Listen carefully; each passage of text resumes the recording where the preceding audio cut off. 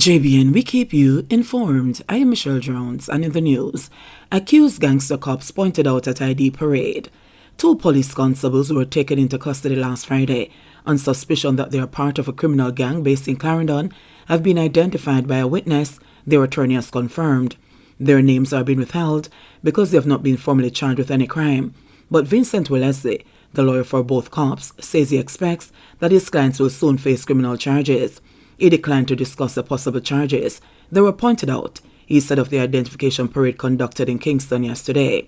The two cops were among 4 police constables and 8 civilians who were arrested almost 1 week ago in a series of coordinated operations for allegedly being part of the Ranko gang. The gang has so far been linked to 17 crimes, including robberies and shootings across 8 parishes, according to Assistant Commissioner of Police Anthony McLaughlin, who heads the Counter-Terrorism and Organized Crime Division.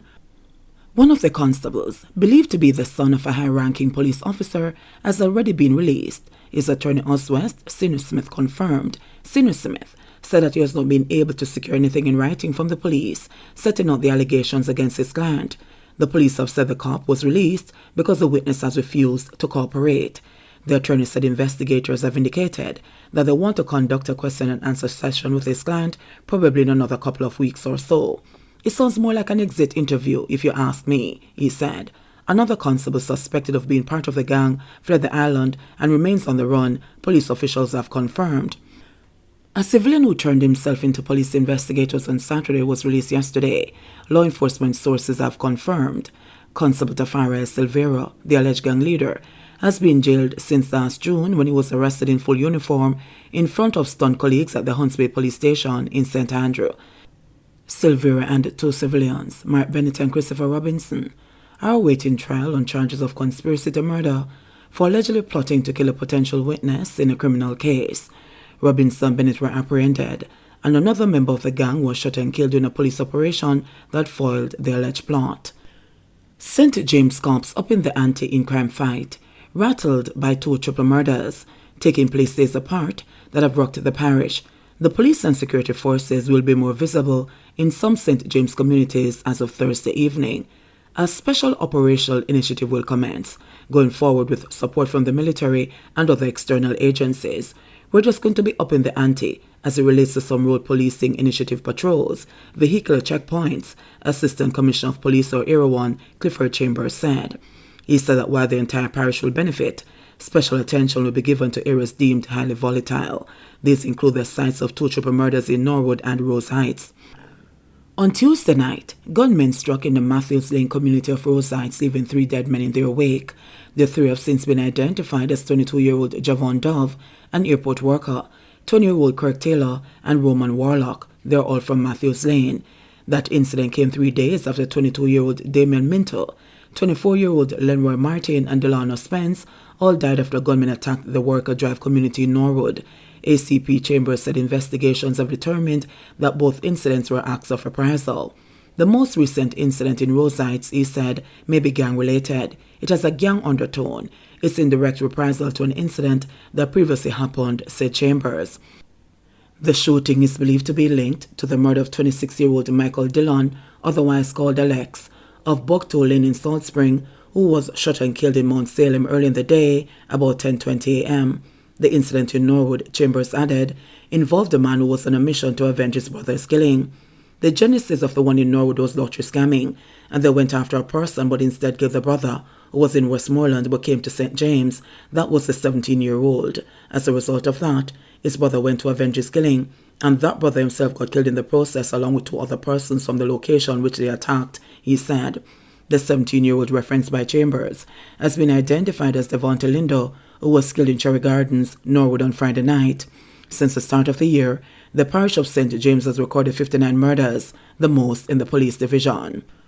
4 in custody of a gun and ammo seizure in St. James. 4 people, including a woman, are now in police custody after a team of officers assigned to the St. James Police Division seized 1 Ruger P90 with a magazine containing 4.45 rounds of ammunition during an operation on Mile Road, Montpelier, St. James on Thursday, March 31. It is reported that lawmen were in the area about 8 p.m. when they saw a group of men standing in a yard. On approach of the police team, one of the men looked in their direction, then ran into a house on the premises. He was accosted by the lawmen, and a search of the premises was conducted, where the illegal gun and ammunition was recovered. The identities of the 4 people arrested are being withheld, pending further investigation. Gunman busted in shootout with cops linked to 2021 murder. A St. Catherine man was apprehended during an alleged shootout with police on March 17, has been linked to the murder for 44-year-old vendor. According to the Constabulary's Communication Unit, 29-year-old Sadiq Black of Johnston District in Redwood, St. Catherine, has been charged with murder and wounding with intent following the April 3, 2021 incident. Reports are that about 8:30 a.m., the vendor, Oral Scott, was hanging clothes on a stall when he was pounced upon by Black and another man who opened gunfire, hitting him. Another man was also injured during the melee. Scott died while being treated at hospital. The other man was treated and released. The alleged gunman was arrested during a confrontation with the police in Lawrence Tavern, St. Andrew. Law enforcers say cell site data was among the evidence that linked Black to the area at the time Scott was murdered. Black was charged following an interview in the presence of his attorney. His court date is being finalized. Security guard charged with housebreaking and larceny. Peter Willis, a 51-year-old security guard from Lee's flat in St. Andrew, is to answer to 2 counts of larceny and housebreaking following a series of robberies at a St. Andrew home. According to police reports, on December 31, 2021, the security guard gained access to the St. Andrew residence owned by an elderly man by cutting the padlocks on the grill. He then proceeded to steal several items from the home, including furniture. Willis was back at it on February 10 when, according to law enforcers, he returned to the elderly man's house and stole more furniture. He was arrested on March 30 in an operation at his home. Charges were subsequently laid following an interview session. His court date is being finalized. Thugs launch assault in Augustown on anniversary of Crony's deaths. Heavily armed thugs, believed to be linked to the Bedward Gardens community in St. Andrew on Wednesday, launched an attack on a resident of Augustown Road, coinciding with the 2nd anniversary of the death of their cronies. The men reportedly used the cover of darkness and a wooded hillside to access a property at 38 Augustown Road, where they shot and injured a man said to be in his early 20s about 8:30 p.m. The injured man then ran into a house as the thugs continued firing before retreating down the steep hillside. Residents said that they'd been anticipating an attack during the day, as March 30 marked the anniversary of the deaths of 2 men, former lieutenants of the infamous Bedward Gardens gang, known to them by their aliases, Dracula Screamers and Little Spang. The 2 men were killed in 2020 while traveling along Augustown Road. Me did dip on the edge because me from the day before said the memorial. You would have things on New Year's Eve last night. Everybody coming at the shop since morning, me tell them Happy New Year, said one shopkeeper, comparing the hail of bullets to the common yet illegal gun salutes used to ring in the New Year annually. The injured man, reportedly struck in the hip by a bullet, was still hospitalized up to yesterday. Bullet holes were visible on the walls and doors, as well as a trail of bloodstains leading from the bedroom door to the front gate. The residents expressed shock at the brazenness of the attack. The man them serious. A good enough steep climb to come up in the night without light. I saw the man them serious to do what them want to do, a resident said.